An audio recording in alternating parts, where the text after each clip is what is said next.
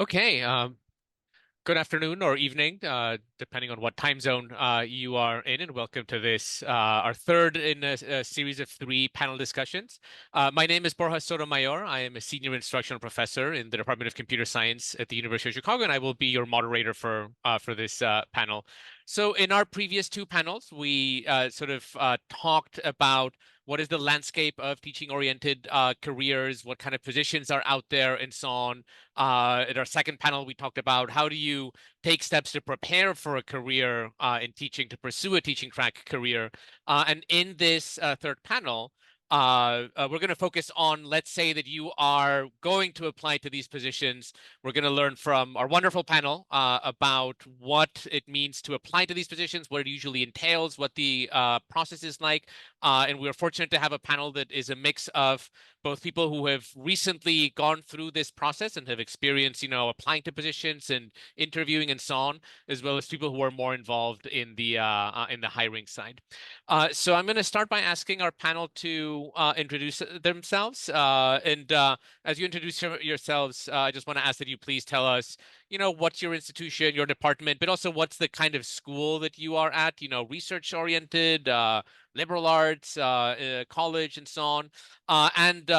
What role you have at your institution, particularly if you are involved in hiring in any capacity, and also how long you've been a faculty member. So I will go in the order that's shown in the slide. So let's start with Elba.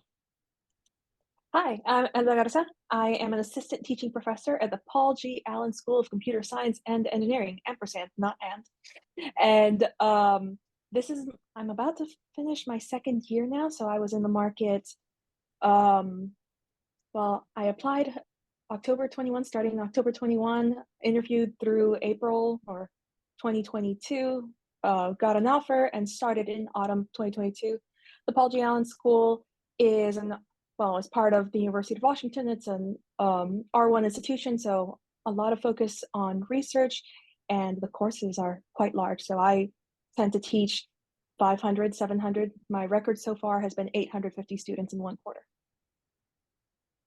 Let's go to Tammy. Hello, my name is Tammy Vandergrift. I'm a professor of computer science at the University of Portland. And despite the name, the University of Portland is a private Catholic undergraduate institution. We do have graduate students, but they are in business, education, and nursing. So for computer science, it's all about the undergrads where I teach. We're a smaller school, so I think we have about 3,500 undergraduates in total, and we have about 135 computer science majors. The courses I teach are smaller, so anywhere from 12 to 25-ish usually. So I get to know my students pretty well. I've been teaching at the University of Portland for 19 years. I think that's right. And I've also been involved in many search hiring committees. And I'm also the chair of the computer science program right now. So I'm happy to share more as we continue. Great. Let's hear from Ike. Hi, my name's Ike. I'm an assistant professor of computer science at Colby College. This is just finishing up my first year, so I was on the job market the year before this last one. Colby's a undergraduate institution. It's a liberal arts college. So my job is more teaching focused, but there is a research component, but I don't have graduate students. And finally, we'll hear from Suzanne. So I'm Susanna Hambruch at Purdue University, which, despite its names, is a public university, a land-grant university with almost 50,000 students, and we have over 3,000 majors in computer science, data science, and AI majors. So I've been department head twice. I started hiring professors of practice about 8 years ago. This year I got to chair the search because the person who was supposed to be searched went on medical leave. And I hired 3 professors of practice, and we interviewed a total of 12. So that's it's a competitive search. Our classes are the first 2 years, lower divisions are large. They're not as large as at UW because we don't have such large rooms. So that's the, 400, 450 capsid. And then in the upper divisions, they get smaller. They're usually anywhere from 50 to 120. And so we've gone through promotions of teaching faculty. So we deal with all these issues at the entire scale of that you see in the large state schools. Great. So the way that this is going to work, and if you've been to our previous panels, you're probably already familiar with this, is that we're going to kick things off with a few questions for our panel. But we do have the Q&A feature enabled in the webinar. So as we are sort of talking, any questions that you can think of or anything that you would like to ask the panel, please put it in the Q&A sort of like window. And Janet and Kelly are going to be who are assisting me, who are co-organizers of these panel discussions. They're going to be looking at those questions, and we will get to hopefully most or all of them later in the in the discussion. And at the 1 hour mark, so I'm in Central Time, so I think in terms of Central Time at 6:30 Central. We'll finish the sort of like discussion, and we'll move on to a different Zoom call where we will have breakout rooms where people can talk more one-on-one with our panelists if they want to sort of have follow-up conversations, follow-up questions, and stuff like that. But let's go on to some of the questions to get the discussion started. And the first question that I have for all the panelists is, I'm sure that we have a number of attendees who are going to be applying to these positions soon, who are actively searching for positions to apply to. So I think one of the first things, even before you apply, is where do you find these positions? Like, how do you connect with these kind of teaching track positions? So I was wondering if you had any advice to share on where to look, how to become aware of these positions, and so on. I think we're going to let's go in opposite order this time around. So I'm going to call on Suzanne to see what she thinks about this question. So large schools will post these ads in the CRA on the CRA's job site, site. And also you as a job searcher can post your resume and what you're looking for on that site. So it's both for finding people and people finding jobs. And I actually have contacted people by looking at that list on what's posted there. It's expensive, so small schools may not have an ad there. They may have the ad on the departmental webpage. I think they're legally required to do this. So that's another one. And the other one is as a listservs, and then just contacting people and asking, do you know if they're if you contact any of the teaching faculty here, do you have a search going on? They would know, and they would know who the chair is, and they would direct you to that. Ike, same question, but I'm also interested in hearing, how did you connect with the specific position that you're in now? Like, where did you find that position listed? So I structured my search around, there's this list that I think is primarily maintained by Evan Peck of primarily undergrad institutions hiring for CS positions. If I put the link in the chat, is that something that is going to be visible to everyone? Sure. It should be. So I found that really helpful. I believe it is updated every year, at least historically for the past few years. Yeah, so I kind of went through that and found a subset of them that I was interested in. Great. Tammy? Thank you, Ike. I was going to say the same exact link, so I'm glad you put that in there. I would also say, if you're not a member of the SIGC mailing list for SIGC jobs, be sure to get on that, because a lot of the smaller schools who don't have a huge budget will post advertisements there. We post in the ACM job board, Chronicle of Higher Education job board, CRA if we have enough funds, Society of Women Engineers job board, and higher ed jobs. So those are all places I would suggest looking. And then in addition to the websites that you can find at various schools that you might be interested in, I would recommend that you attend conferences even a couple years before you want to apply. It turns out that even though I grew up in the state of Oregon, I had no idea what the University of Portland was, just 40 miles from my hometown before I went on to graduate school. So I met my colleagues at a consortium for computing and sciences. What are those things called? Symposia in Seattle.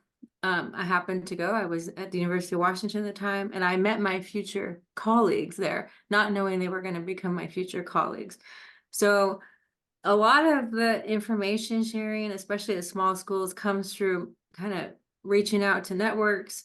A lot of times we'll know if someone's going to retire in a couple of years, so we can even tell you, oh yeah, we should have a job opening in a couple of years. So use your networks, ask your friends, see, just reach out. A lot of the people at small schools will respond to graduate students if you want to come and do a guest lecture at a local college. Those are also great ways to kind of network and learn more about the smaller colleges.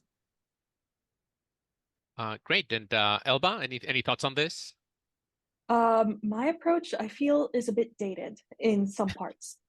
For example, I announced my job search to focus on teaching-oriented positions on Twitter, back when there was a much stronger academic Twitter environment as compared to today. Some people have moved on to Mastodon and so on, or other areas. So Twitter, from what I've seen, well, I don't really participate in Twitter anymore. So that in itself is a bit dated. I also want to say that I do not come from a CS education background. My PhD is firmly in computer architecture. So most of the conferences that I attended were computer architecture oriented.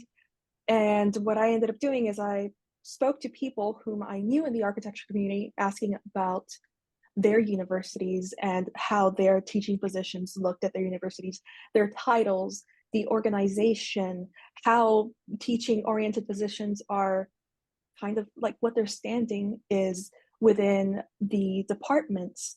And I found out that a lot of research professors do not know the answers. So I ended up having to do a bit of searching myself, asking teaching professors at specific universities.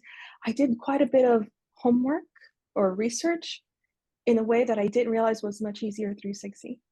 So yeah, a little roundabout, a little dated, but that was my approach. Great. So my next question is, primarily for Elba and Ike, because you've recently gone through the process of applying to these positions and interviewing and so on and so forth. And I just wanted to hear from you what, when you were preparing your applications to, various positions and so on, what kind of materials did you have to sort of compile or prepare for your application? And again, we're gonna keep going back and forth in order. So we'll start with Elba. When applying, I did try to keep tabs of what was necessary for each institution. And from what I saw, pretty normal would be a cover letter, a statement of purpose, teaching statement to be precise. Research statement was also quite common. Diversity and inclusion statements, those were pretty standard. Sometimes the inclusion of some research papers was necessary, especially because I was focusing on larger R1 institutions, because I did want to continue in research, but not have my own lab, not be a professor that did research plus teaching. So my focus was on R1 institutions, and that was what usually was necessary. In the interview themselves, they tended to be a teaching demo, but usually also sometimes a research talk. And Ike, what was it like for you? Yeah, I mean, I think there's a lot of overlap. I think pretty much everywhere I applied wanted a like CV, cover letter, teaching statement, research statement, and about half of them also wanted either like a diversity statement or a mentoring statement or something sort of under that umbrella. Some of them wanted it rolled into the teaching or research statement. So I had a couple of I had like two versions, kind of like the teaching statement if they didn't ask for a diversity statement, and the teaching statement plus diversity statement if they did ask for both. Uh, I guess like a quick follow-up question to the both of you, like how much were you able to reuse those materials from one application to another? Did you find that you ended up having to like customize your materials a lot from one application to another, or was there more of like an initial effort to get, your teaching statement, your research statement, and then you could just kind of like make little tweaks depending on what institutions were asking for? I mostly just tweaked one set of materials. I mean, the cover letters had like at least maybe 2 paragraphs that were more personalized. But other than that, I'd say that I had the same set of materials that I would like cut down to the page limit or like take this chunk and put it in a separate diversity statement versus like bring something from that statement into the research. But yeah, overall pretty similar. Mm-hmm. I agree. I created a core set of documents. Well, I had the CV, the statements, and so on. And then based on each institution, move over everything and then modify as necessary based on limits, requirements. The cover letter was always fresh written for each institution based on my research on the departments and the university. But yeah, there was definitely a basic set of documents that were then molded for each institution. Great.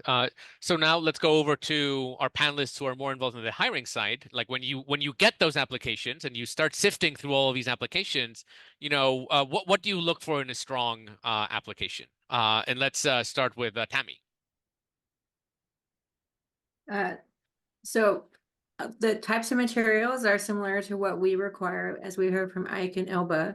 I would say that strong applicants show that they've done homework and research about the University of Portland for our institution. So we're looking for people who understand that we primarily teach undergraduates, that we have a mission of service and leadership, teaching and learning, faith and formation. And then they could contribute somehow to the mission.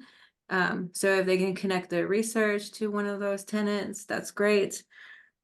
So that shows that they have invested at least in the application process to learn about us. So that contributes to the strength of the application. We look for potential for excellence in teaching.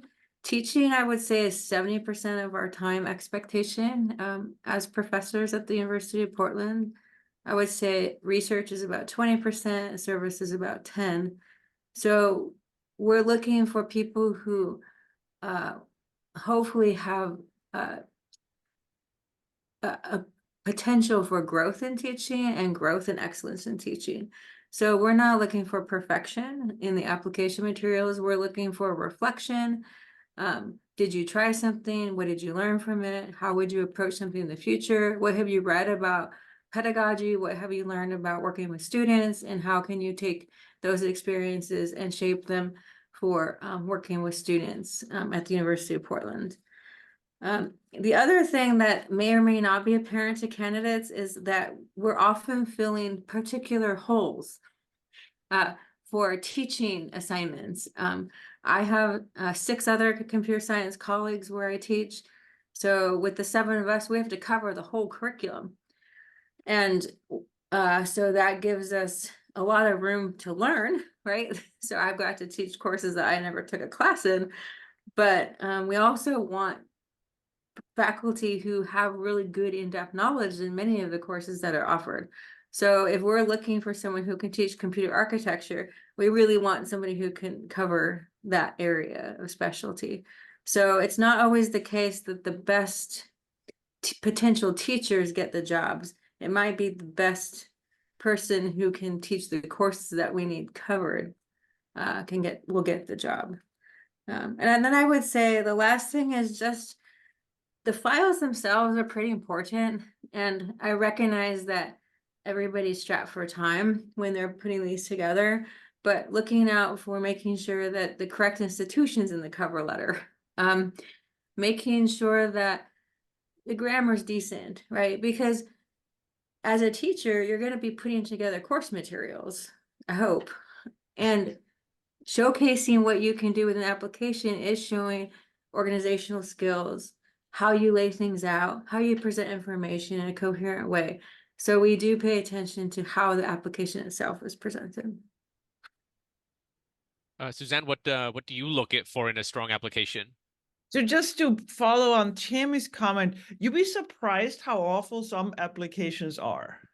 I mean, they don't read what we're asking for. They can't spell. They haven't. They don't know Word or LaTeX. I don't know what they use. I have a typewriter. Some of them. So we see, especially in professor of practice positions, we see very messy material. So clearly, you want a well prepared application that responds to what is asked for. I think the other thing that's important for us is it's not very valuable if your teaching statement goes on about teaching philosophy and you would do in a perfect world forever and ever. We want to see what have you taught, what can you teach, and what do you know about teaching? And so we are quite flexible. We are 80 faculty, so we really can, it's not so much that we hire for a whole, we hire for an area, and we certainly let people move around between courses, but there has to be the background there. Another thing is we really like to get meaningful letters. So of course you don't see the letters, but what you give a letter writer is very important, and communicate with them. And if the letter writer says something about the great research they have done and nothing about teaching, it's not very helpful.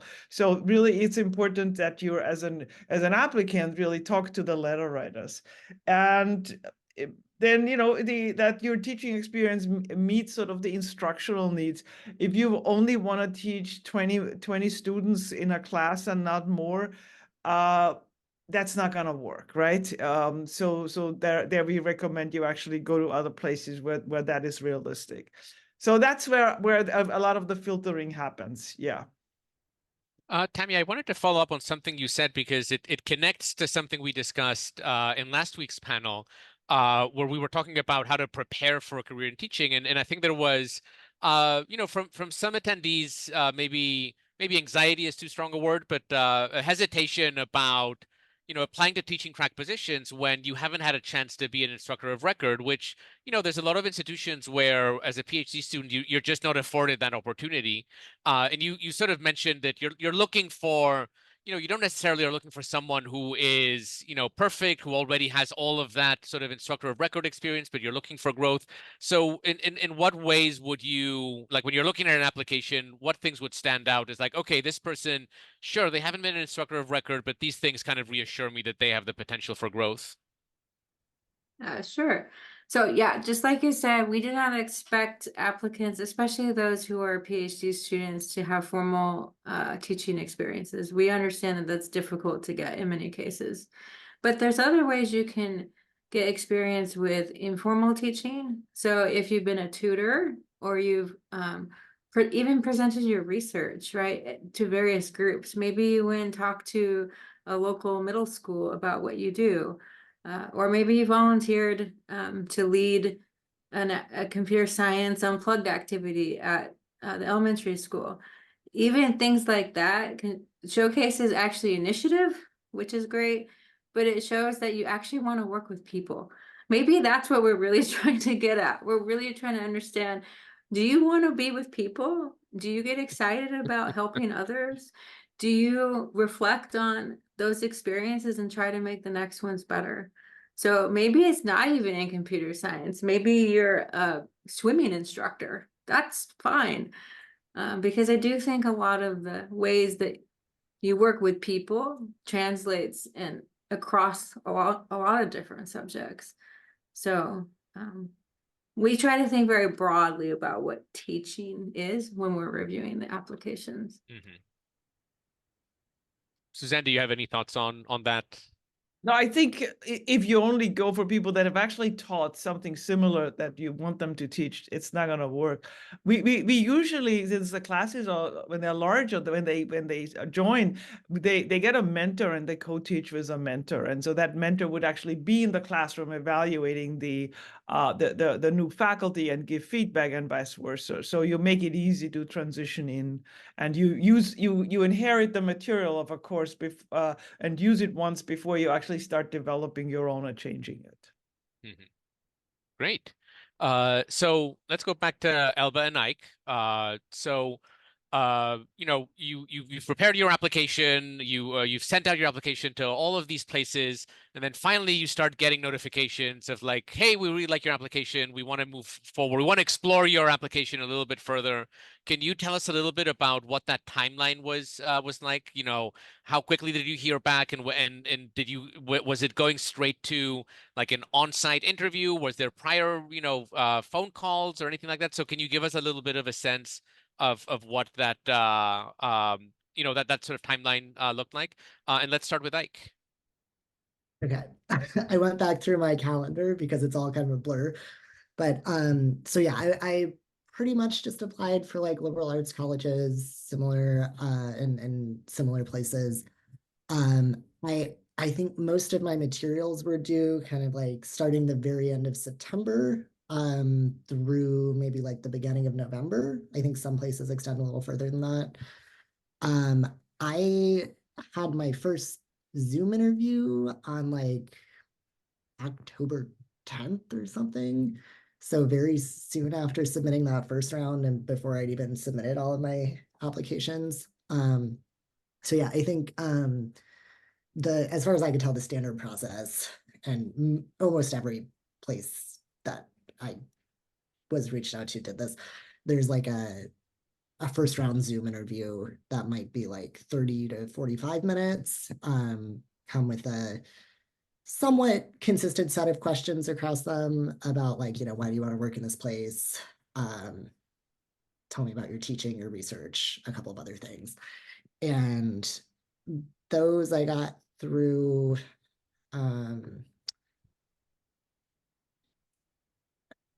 October 10th through like November, middle of November-ish.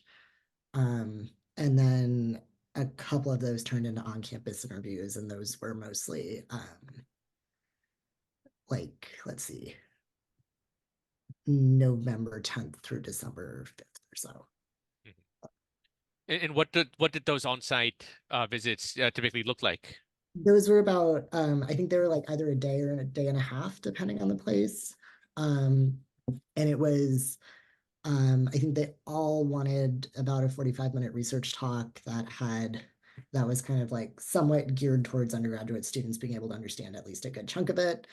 I think half of them wanted some kind of teaching demo, and that was the part that felt like it needed to be prepared the most for like a specific place, because I didn't get fully free reign to choose the topic. I was like coming into a class and they said like, it's a data structures class. You could teach them about like heaps or this other thing.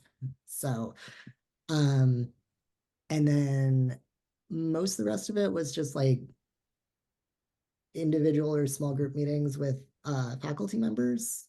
So most, if not all, of the people in the department, and usually, one or two people outside the department and one or two people in the administration. Great. Elba, what was the process like for you? I think I corroborate Ike's timeline, but just shifted about 2 months.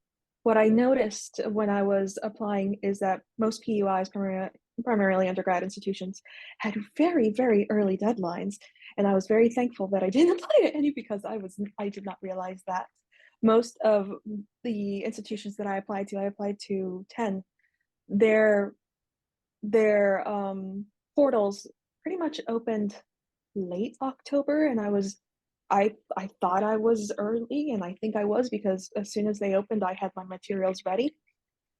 And the latest ones were due up until mid-December, late December for some institutions. I did a special interview and visit at one institution before the new year, but that was a very special case. Otherwise, most of my interviews, even Zoom interviews and such, happened after the new year for me. That means I was interviewing via Zoom mostly in January, on-person or on-site interviews mostly in February.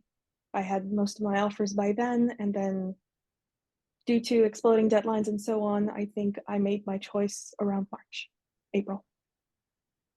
And what were those on-sites like? Was it similar to what Ike was describing? Yes, most of them 1.5 days. One institution was 2.5 days. It was very much meeting with faculty, meeting with staff. Also, I really appreciated when I was able to meet staff. I think that is a very, very good sign that it's a positive working environment where everyone gets a say about who they're hiring, including staff. And yeah, professors, administrators, staff, the chair especially. And yeah, it was kind of a mix of all that. Some research, some teaching, faculty, just a good mix. I wanted to maybe dig a little bit further into the teaching demo aspect of interviewing, because I know that we've definitely gotten questions about this, and I think it's one particular area where if you're interviewing for sort of like a traditional tenure line, position, you prepare your research talk and you're basically giving the same research talk everywhere, and maybe you tweak it here and there and so on. And what we hear a lot from people who are applying and interviewing for these teaching practice positions is that not only is there no standard for what the teaching demo is going to be like, but there's just such a wide spectrum of requirements. And I wonder if you could just let us tell us a little bit about what kind of variation you saw in terms of like format, requirements, and so on and so forth for the teaching demo that you saw in the various institutions that you interviewed at. Let's see. From what I remember, or at least for the places that I applied to for the interviews that I did, I was able to decide what topics. So I had a very specific talk uh, in my area, Cashin, that I did for every single institution that I went to. And the limits or the differences were what kind of room. I did try to ask like how the classroom would be, whether I would be able to hand out worksheets if there were tables large enough for worksheets, if there would be students there, if it would be mostly just faculty watching the teaching demo. Um, Also, I did interview in the time of COVID, so some of my interviews were online. So I had to make a PDF version that was fillable that I would link to on my website that students could then look at because the whole interview was online. I don't think that's something many candidates need to worry about today, thankfully. And yeah, at least in my case, same exact talk, same exact topic, ranging between 45 minutes, 50 minutes to half an hour. So longer. I did have supplemental slides, or shorter for some places with an in-class activity. Ike, how about you? Yeah. So I know one place did ask for like a really short teaching demo as part of my like first round on Zoom interview. And then they gave me a topic and it was, I think, maybe like somewhere between 5 and 10 minutes. And I just explained it to the people on the Zoom call. The other two, I did a teaching demo, and I think one place I didn't do one, they didn't ask for one. So both of the other ones I did on site, and they were coming into a class of actual students that like their regular meeting time. And I think one of them I got to choose the topic, and one I was asked if I wouldn't mind covering this topic because they were talking about it. And I think I could have pushed back and said no, but I'm not sure what message that would have said. Yeah, and I think they were like 20-ish minutes. It wasn't the full class period necessarily, but somewhere around the 20-minute mark. Yeah, sorry, is that the relevant information? Yeah. I just wanted to get a little bit more of a sense of what were those teaching demos like, and so on. So I'm gonna ask one more question to Tammy and Suzanne, and then we're gonna switch over to just taking questions from the audience. So I just want to remind everyone that we do have the Q&A feature enabled in this call. So as you've been listening to our wonderful panelists, if you have follow-up questions, if you'd like us to elaborate on anything or anything like that, please do go ahead and ask, post your question in that Q&A window, and hopefully we'll be able to get to all of those today. But following up on what we just heard from, Elba and from Ike, I wanted to hear a little bit from Tammy and Suzanne. what is your hiring process like? Like, what do you require at your sort of respective institutions?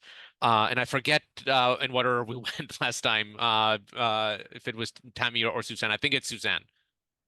Okay, so we require, the application material is pretty much the standard one that was discussed. We start reviewing application as soon as they come in. So we very quickly, on an ongoing basis, we usually, review them. The ones we are interested in exploring more, we schedule a half-an-hour video interview. And we do have a fixed set of questions that we ask everybody. It goes relatively fast. And we ask our candidate to select one of the core courses to discuss in a little bit more depth. After the video interview, we probably half the people we video interview are invited for a campus interview. That's a one-day campus interview where they will give a teaching talk, and they give a scholarship talk, but whatever it is beyond teaching. This could be just course class management. It could be research. It could be curriculum development. It could be projects with students. Anything they want to discuss. And during that day, they meet with teaching faculty, regular faculty, staff, support staff, and get to know the department. Some people, we've had some candidates who stayed an extra day and stayed longer, and so that they can talk to more people and go to classes. So that can happen. That's fine. And we have enough. I mean, we had 5 positions open this year, and we hired 3 people. That means we can make offers on an ongoing basis. We don't wait till the end. So if we see somebody we like and they are ready to decide within the next 2 months, we make an offer. And the teaching talk, we had the system where we let people choose the topic, and we found that to be really hard to evaluate, because some people, when you give a talk about Hello World, I'm not sure what we do with you there. So we choose a topic from each one of 4 core courses, and you can choose the course and that topic that we had. These are very broad topics, like hashing is one of them. You can talk hashing in as a data structure, as a systems course. You can talk about applications. So everybody chooses one topic and gives a talk, and that is clearly some work for the candidates, but it allows us to really we have a good comparison. And it's not, there are some students in the audience, but it's not a live class. It's just the scale doesn't allow us to do it. So we've gotten faculty acting like students, and we've actually gotten very good to doing that. And after the interview,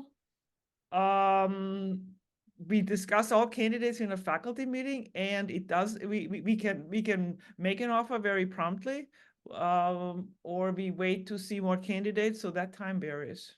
Yeah. Tammy, what does the process look like on your end? It's very similar to what Ike described at primarily undergraduate institutions. We're on the earlier side. So if all things go well, we're on the time frame more in the fall, and then we'll bring candidates to campus usually early in spring semester. Now, not everything goes to plan. We've done some searches late because we've had departures unexpectedly happen during the academic year. So I would tell candidates out there, keep looking. Like, just because there's a standard kind of time frame, it doesn't mean that that's the only time frame that is happening. So just keep your eyes peeled. I think everything else is pretty similar to what's already been said about the teaching talk, since that does seem like it's a element that people care about here. We have tried various things at the University of Portland. When I started here, we did the teaching or the research demo, like, tell us about your research and pitch it to undergrads. What we found was that people were really good at those talks. They knew their material really well. It wasn't necessarily an indication of, are they going to be a good teacher? Because you got to teach a lot of different things that maybe you're not expert at. So then we moved away from that. And then we went to, let's just pick one topic that everybody does for the interview. So in that era, I think we picked binary search trees, like do an introduction to binary search trees, And then we gathered like a random group of people, students, faculty, staff, to come to the teaching demo and evaluate it. That got better. But I do think we've landed on something that's even better now, which is we pick a class that would be one of the classes we'd want the candidate to teach, for example, architecture, and we pick a topic like caching, and we have them teach it. And we'll have all the candidates teach that topic, and they teach it to the class, to the architecture students. And so they get to see the topic 3 times, usually, because we usually have 3 candidates as finalists. So the students get to know the topic really well, so that's a plus. But they can also kind of give us better feedback about who was organized, which one did you understand, which one did you like? And so we actually take our student feedback very, very seriously at the University of Portland. So I thought I'd highlight a few things that maybe candidates don't know. Usually there's a search committee. Where I'm at, it's usually 4 faculty on the search. One is not a computer scientist on purpose, so that they can keep kind of a 10,000-foot view on the whole process. And then candidates do meet with students. We typically have students take them out for lunch, and we get their feedback. They teach the class to students, we get their feedback. We also, I think this is a win-win, I think, for everybody involved. For the dinner time outing, the search committee is not involved. We send the candidate with a whole new set of faculty and staff, and that is completely off the record. And that is so that the candidates can ask any question they want. Like, it could be about Portland, it could be about school systems, it could be about, things that they don't want to disclose about their personal life to the search committee. And I think that's been really effective way for the candidates to have a place and a time to ask things that never gets back to the search committee. And we're very crystal clear with the candidates that the dinner is off the record. And they get to meet other faculty, so, and those faculty don't use the dinner part in their evaluation. So, oh, and then on the back side, one thing, we usually bring in 3 candidates. That's all we can budget for one open position. And it might seem like a long time before you hear back. And that could just be the order in which you were brought in. And trying to schedule these things actually is a monumentous task, even though it's only 3 people, because it's not just the candidate schedule. I got to schedule like all the faculty meetings, all the staff meetings, all of the student meetings. And there's usually about 2 days that work every week. So it might take 3 or 4 weeks to even get through all of the on-campus interviews. So don't get discouraged if you don't hear back right away, because you might be the first person to interview. And then there's all kinds of other things that need to happen. Like, we present our order to the dean reviews it, the dean has to then get permission from the provost. And if the provost is out of town, things get messed up. So there's just all kinds of other hurdles that have to happen on the backside. And then we're like hoping that we don't lose candidates and all these hurdles that happen. So just thought maybe that would be helpful information for candidates. No, I can tell you, I sympathize so much with everything that you just said. And I usually, what I tell candidates is, look, the wheels of academia turn slowly. Like, great. So we're gonna take a couple of questions from the audience, from our attendees. So Janet, are there any sort of questions that we might want to relate to our panelists? So yeah, there have been some questions about preparing your application materials. We've talked a lot about the teaching demonstration in the interview. Someone asked, for someone writing their very first teaching or diversity statement, how do you even get started? And I wonder if maybe Ike or Elba could jump in on that first.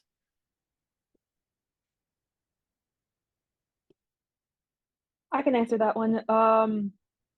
It took a lot of introspection and talking with a colleague, a fellow grad students, thinking about what mattered to me, what I wanted to talk about, what I found important as an interest changer.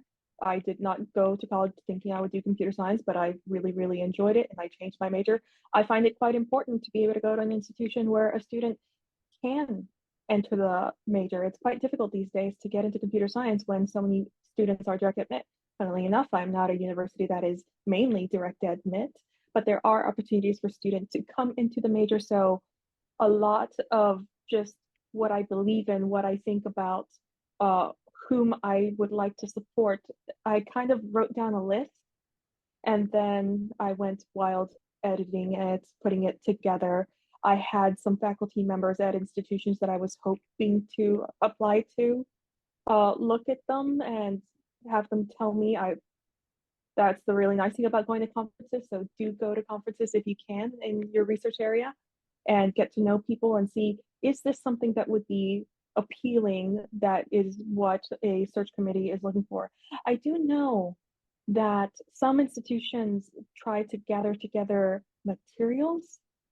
No, I don't know if it's institutions, but I do remember receiving an email about share your materials, where you ended up, and so on. So there are initiatives out there about seeing diversity statements, seeing teaching statements, seeing what people use to apply. And I do know for a fact that quite a few people post them on their websites.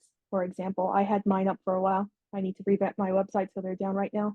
But that is a very nice way to see others' materials. I agree with all that, but just to add a couple points, where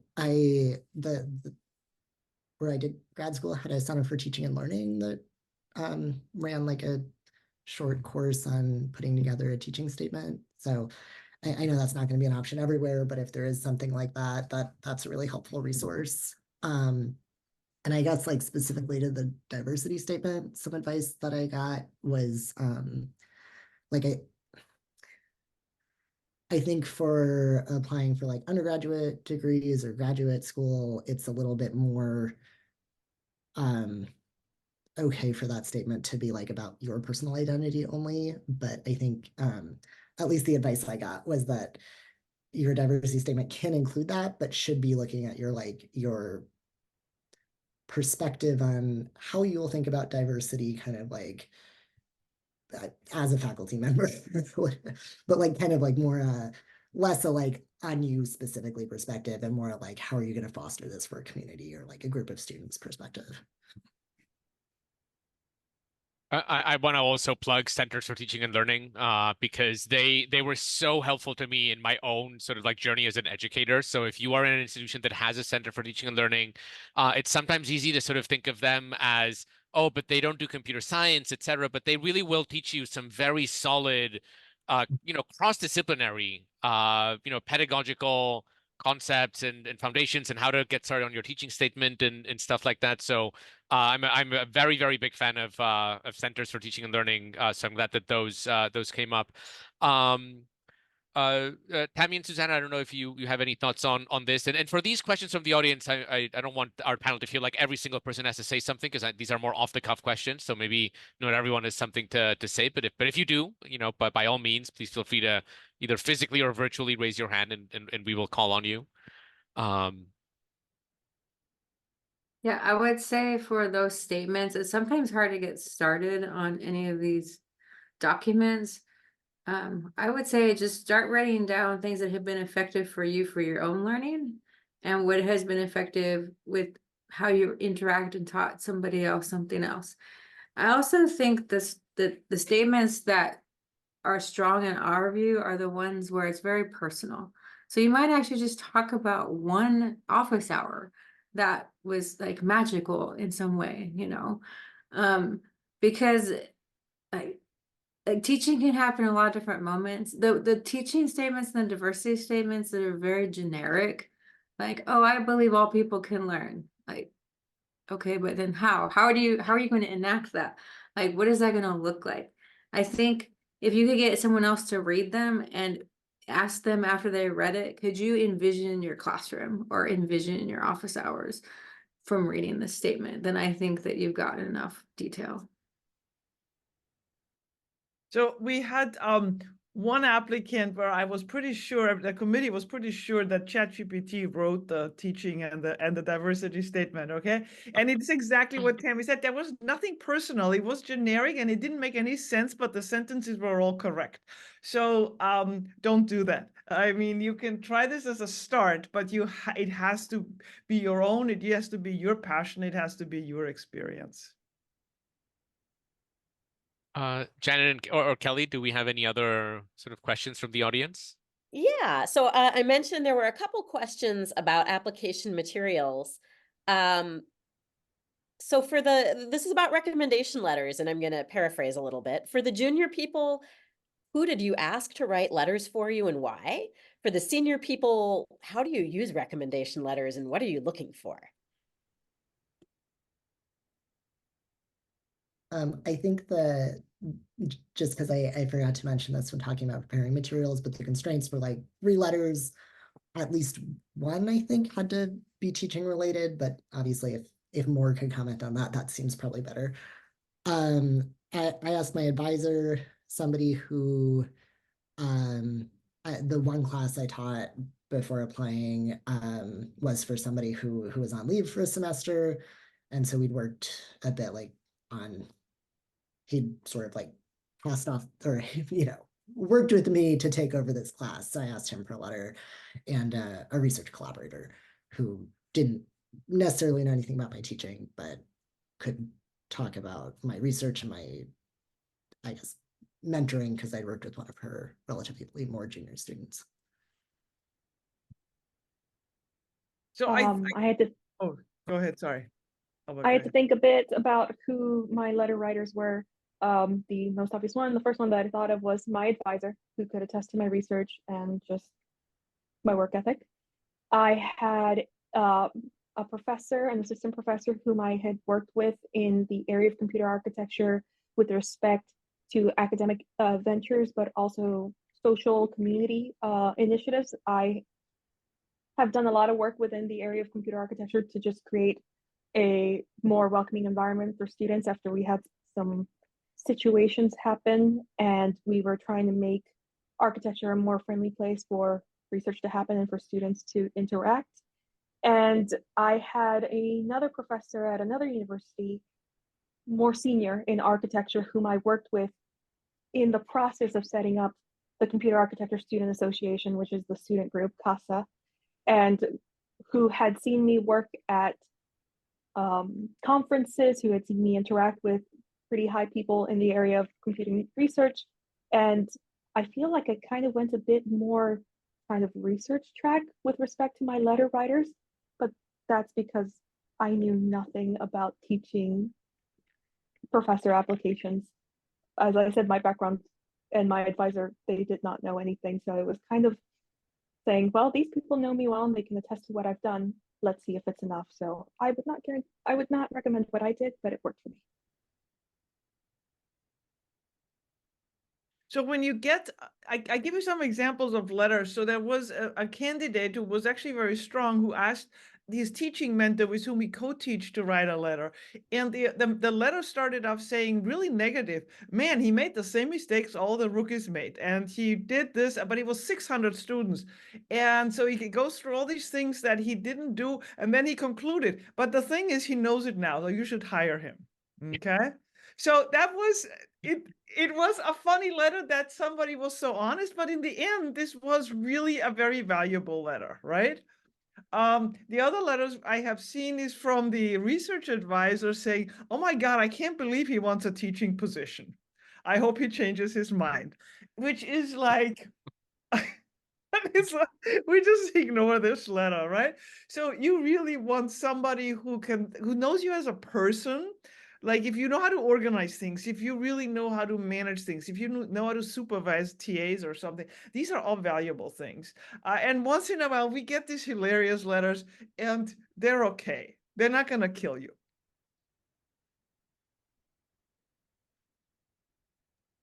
Yeah, I would say if your advisor doesn't know that you're interested in teaching oriented careers, it's going to come through crystal clear in the letter. So be sure that you know, they know what kind of place it is, and maybe you want to choose different letter writers to showcase other skills like management skills, mentoring skills, that can that might know you better as a person. Personally, we have the letters, but we actually spend more time calling those people after we interview, because the conversations we have with those people gives a lot more information than the generic letter. I don't even know if we still require the letters now that I think about it. I think we just ask them for the names or references now. I don't think we even make the letters part of the package. So Janet, I think we maybe have, if there's like maybe like a short question, I think we maybe have time for that before we head over to the breakout rooms. Is there anything else for our panel?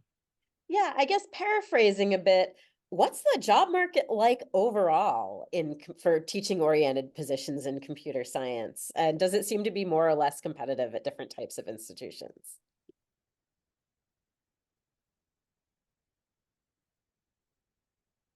Well, we interviewed, I think, on campus 10 people. We video interviewed twice as many almost. No, not quite, maybe 16.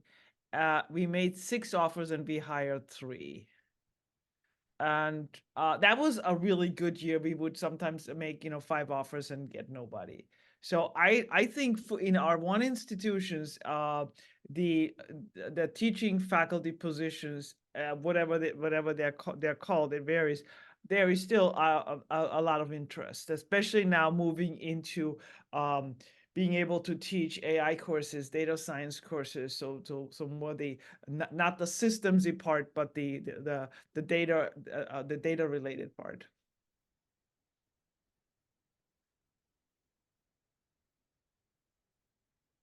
I would say for us, we would still like to see more applicants when we have open positions.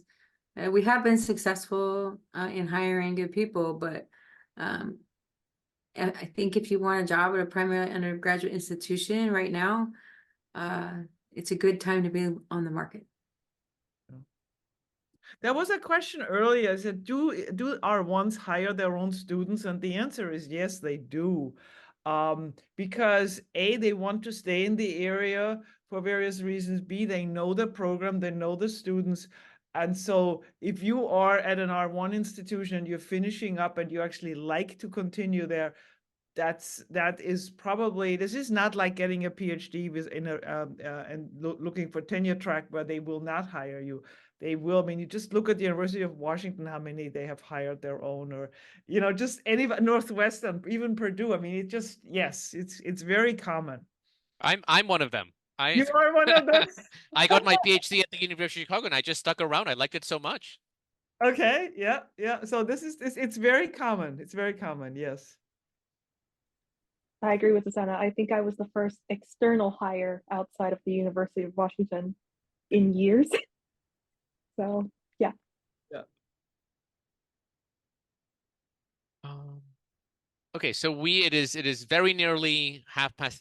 So before we oh, there it is, the little poll that we want you to fill out. So before we head over to our to the other Zoom call with the breakout rooms, we would love it if you would please fill out this this poll. It gives us a sense of like who is coming to these events, and helps us helps us continue to run these kind of events. So please take a moment to fill out that poll. And what's going to happen next is that we are going to show you, and we're going to share a link to a different Zoom room, different Zoom meeting, which is not going to be like this webinar format. It's going to be probably the type of Zoom meeting that you are all accustomed to, where everyone can see everyone else. And it's just, there's going to be breakout rooms for our panelists, and there's going to be an opportunity to have more sort of one-on-one conversations, more informal conversations with our panelists. And also, I would like to thank our wonderful, amazing panel for being with us today and sharing all of their insights with everyone. This has been an incredibly informative, conversation. I don't think that you can do like React in the webinar format, but I think we're all clapping in spirit. Okay, well, see you in the other Zoom room in a moment.